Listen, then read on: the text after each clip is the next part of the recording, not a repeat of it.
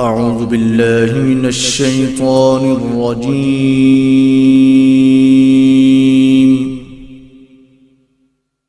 بسم الله الرحمن الرحيم. السلام علیکم ورحمۃ اللہ وبرکاتہ. الحمد للہ وحدہ والصلاة والسلام علی من لا نبی بعدہ. اعوذ باللہ السمیع العلیم من الشیطان الرجیم. بسم اللہ الرحمن الرحیم. وَلِمَنْ صَبَرَ وَغَفَرَ إِنَّ ذَلِكَ لَمِنْ عَزْمِ الْأُمُورِ. وقال النبی صلی اللہ علیہ وسلم ما زاد اللہ عبدا بعفو الا عزا. خزاں کی رت میں گلاب لہجہ بنا کے رکھنا کمال یہ ہے. خزاں کی رت میں گلاب لہجہ بنا کے رکھنا کمال یہ ہے. ہوا کی زد پہ دیا جلانا جلا کے رکھنا کمال یہ ہے. ذرا سی لغزش پہ توڑ دیتے ہیں سب تعلق زمانے والے. سو ایسے ویسوں سے تعلق بنا کے رکھنا کمال یہ ہے. ہر قسم کی تعریف توصیف اللہ رب العزت کی پاک ذات کے لیے ہے. درود و سلام سید الاولین والآخرین سید ولد آدم حبیب کبریا جناب محمد رسول اللہ صلی اللہ علیہ وآلہ وسلم کی ذات اقدس ذات مطہرہ پر. عزیز دوستو، بزرگوں، بھائیوں، دین اسلام کے اندر کسی کو معاف کر دینے کی بہت زیادہ اہمیت ہے. جو شخص انتقام کی آگ میں جلتا ہے، انتقامی رویہ، انتقامی سوچ یا ذہن میں انتقام کے خیالات کو پالتا ہے، اس کی اپنی زندگی بھی اور اس کے ارد گرد لوگوں کی زندگی بھی ڈسٹرب رہتی ہے. انتقامی نظریے اور سوچ والے شخص کے بیوی بچے بھی اس سے تنگ ہوتے ہیں. مسجد کے اندر نمازی بھی اس سے تنگ ہوتے ہیں. مارکیٹ کے اندر دکاندار بھی اس سے نالاں اور دور نظر آتے ہیں.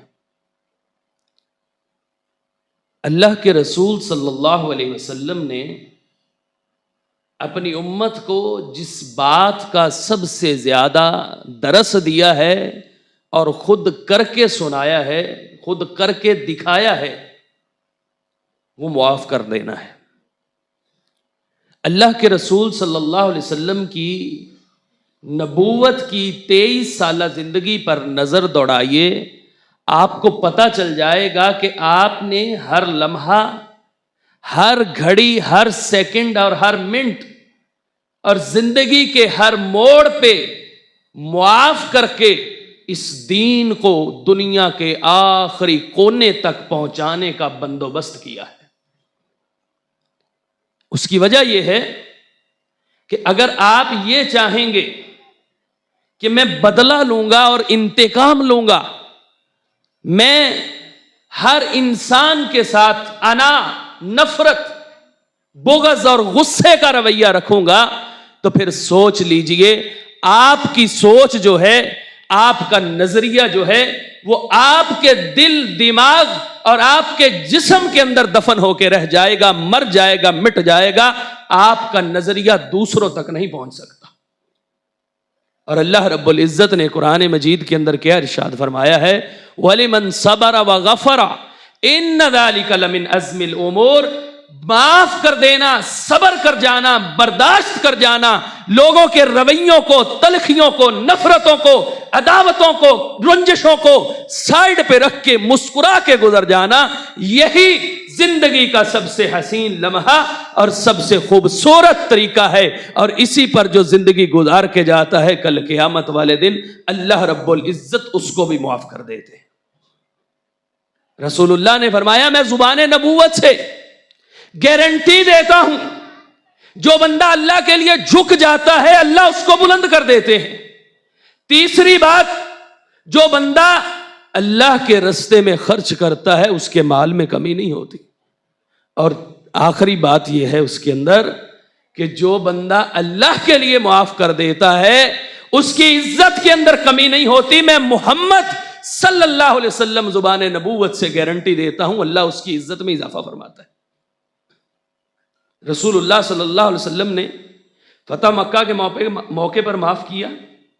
لوگوں کی 22 سالہ 20 سالہ دشمنی نفرت اور کس کس مقام پہ ان کی نفرت پہنچی تھی کہ گھر سے نکال دیا, ملک بدر کر دیا, شہر چھوڑنے پر مجبور کر دیا, بیٹیوں کو طلاقیں تک دلوائیں, پتھر مارے, خون نکالا, رشتہ داروں کو دور کیا, کنبے قبیلے کو دور کیا, دین کا مذاق اڑایا, رسول اللہ کا مذاق اڑایا, مجنو کہا, شاعر کہا. جو ظلم وہ کر سکتے تھے انہوں نے رسول اللہ صلی اللہ علیہ وسلم کی ذات پر کیا. مدینے گئے, سازشیں کی, حملے کیے, جنگیں لڑی, صحابی شہید کیے, بیٹیوں کو مارا, سارے چچا کو شہید کر دیا. فرمایا میں نے لا تثریب علیکم اليوم, آج کے دن میں سبھی کو معاف کر دیتا ہوں کیونکہ میں معاف کرنے والا ہوں, میں رحم دل نبی ہوں, مجھے اللہ نے معاف کرنے والا بنا کر بھیجا ہے. فرمایا لا تثریب علیکم اليوم, آج کے دن کوئی پوچھ گچھ نہیں ہے, کوئی تم پہ کوئی گناہ, کوئی تنگی, کوئی کچھ نہیں ہے. ابو سفیان جو ابو جہل کے بعد اس وقت مسلمان نہیں ہوئے تھے, سب سے بڑے میرے مخالف ہیں, اس کے گھر کو میں امن والا قرار دیتا ہوں. اتنا حوصلہ اگر اللہ کے رسول کا ہے, ہمارے پیارے پیغمبر کا ہے, تو امتیوں کے اندر یہ حوصلہ کیوں نہیں ہے؟ ہم کسی کو معاف کرنے کے لیے تیار ہیں. رسول اللہ صلی اللہ علیہ وسلم کی پوری زندگی کے دشمن تھے, خاندان کے دشمن, شب ابی طالب میں بند کر دیا, بائیکاٹ, سوشل مقاطعہ, ہر چیز سے دور, نفرتیں, ہر طرف بغاوتیں تھیں, لیکن رسول اللہ نے معاف کر دیا. کیا ہم اس شخص کو معاف کرنے کے لیے تیار ہیں کہ جو ہمیں کسی دوسری محفل میں برا بلا کہتا ہے, ہمارے خلاف اس نے کوئی بات کی ہے, کوئی غلط بات کی ہے, ہم تو اس کو معاف کرنے کے لیے تیار نہیں. ہم کس منہ سے اللہ کے نبی کا نام لیتے ہیں اور خود کو ان کا امتی اور دین کا ٹھیکیدار اور سب سے بڑا جنتی قرار دیتے ہیں کہ اگر ہم اپنے مسلمان بھائی کو, کلمہ گو بھائی کو معاف کرنے کے لیے تیار نہیں. کیا صحابہ کرام, سلف صالحین, ائمہ دین, محدثین, جن کے کندھوں پر دین کی بنیاد تھی, جو دین کو پہنچانے والے تھے, دین کے راوی, دین کو بیان کرنے والے تھے, دین کے راوی تھے, دین جن کے ذریعے ہم تک پہنچا ہے, کیا ہم ان سے افضل ہیں؟ کیا ہمارے مسئلے ان سے بڑے ہیں کہ ہم کسی کو معاف نہیں کر سکتے؟ ابو بکر صدیق کی بیٹی پہ الزام لگتا ہے, کزن شامل ہو جاتا ہے, خالہ کا بیٹا ہے مصطح بن اساسہ, پروپیگنڈے کا شکار, سازشی نظریے کا شکار ہو گئے, لوگوں کی باتوں میں آ گئے. منافقین نے جو الزام لگایا تھا قبول کر کے اس کو پھیلا دیا, نشر کر دیا, ان کے ساتھی بن گئے. کہا آج کے بعد مصطح کا جو خرچہ جاتا ہے وہ بند, نانو نفقہ بند, ہر طرح کی جو امداد جو اس کو دی جاتی ہے وہ بند ہے, مصطح کا میرے ساتھ کوئی تعلق نہیں ہے.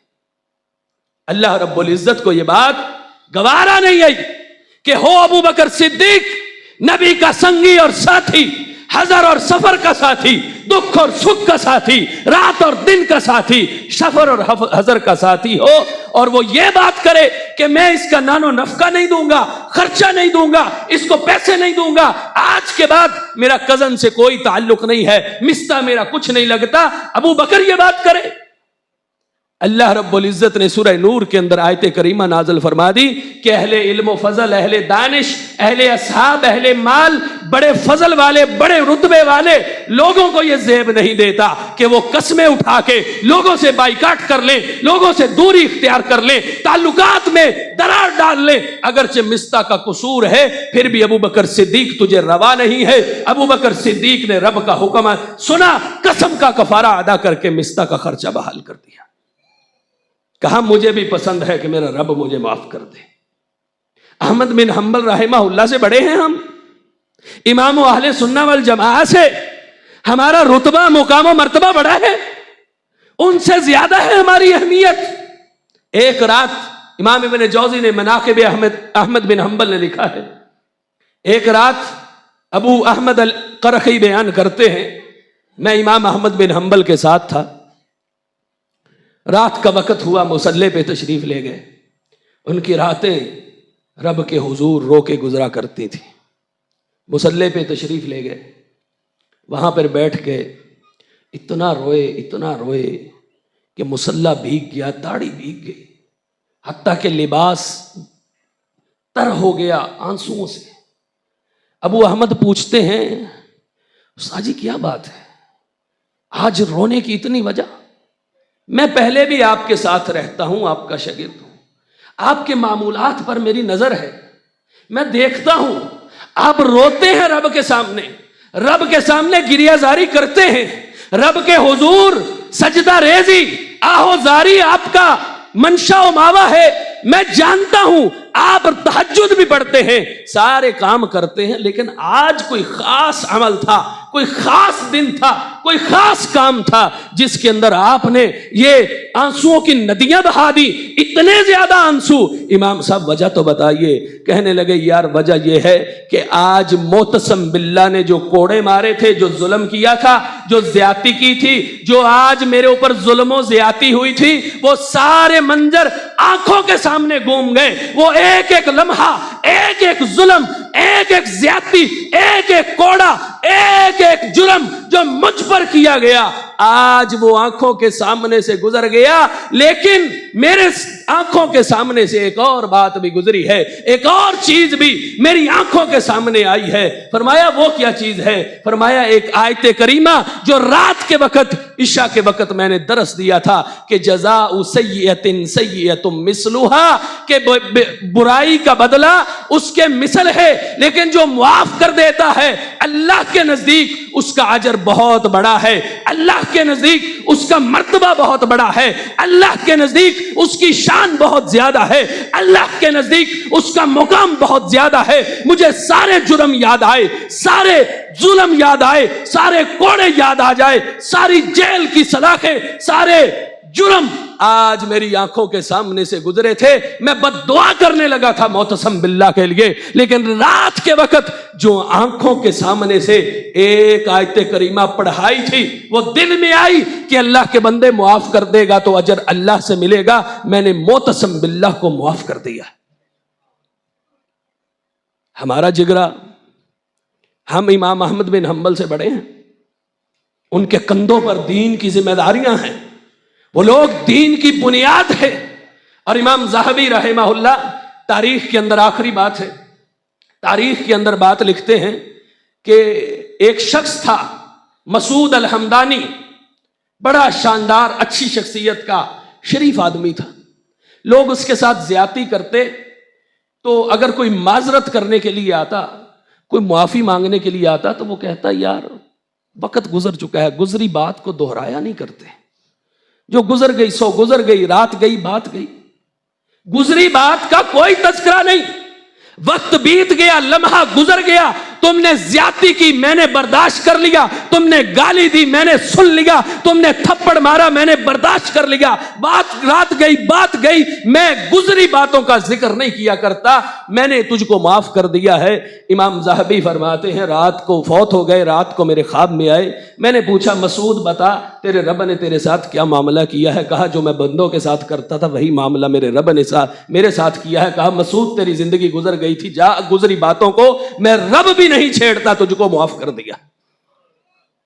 ہم معافی نہیں چاہتے رب سے، ہم چاہتے ہیں تو سکے بھائی کی سے ابھی سلو کریں، پڑوسی سے سلو کریں، نمازی کے ساتھ پاؤں کے ساتھ پاؤں ملا کے ہم کھڑے ہوتے ہیں، کندھے کے ساتھ کندھا اس طرح ملایا ہوتا ہے، رسول اللہ کی سنت ہے ملائیں، میں انکار نہیں کر رہا، پاؤں کے ساتھ پاؤں ملائیں، لیکن دل کے ساتھ دل بھی ملائیں، دل کے ساتھ دل بھی جوڑیں۔